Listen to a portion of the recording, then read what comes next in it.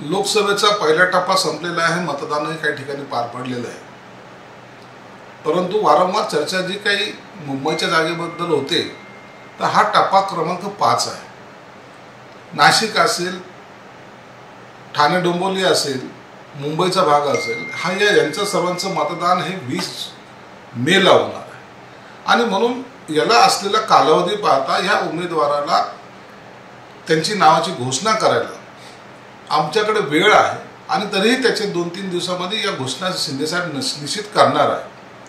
उमेदवार निवडताना अनेक उमेदवार हे आमच्याकडे आल्यामुळे एका जागेवर 4 ते 5 उमेदवार इच्छुक असल्यामुळे सर्व बाबी तपासून किंवा सर्व राजकीय गणित मांडून या उमेदवाराची घोषणा केली जाते.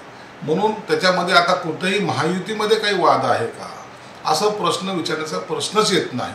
महायुतीतले सर्व वाद वगैरे नाही, तर पण तो ज्या जागेचा तिढा होता ते सर्व तिढा संपलेला आहे. कोणती जागा कोणाला हेही निश्चित झालेलं आहे आणि त्याची घोषणा 2 दिवसात मुख्यमंत्री एकनाथ शिंदे साहेब करतील.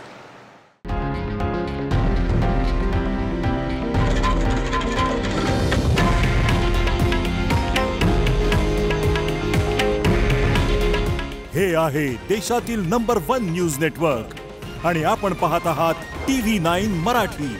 काळजी तुमची, हित महाराष्ट्राचं.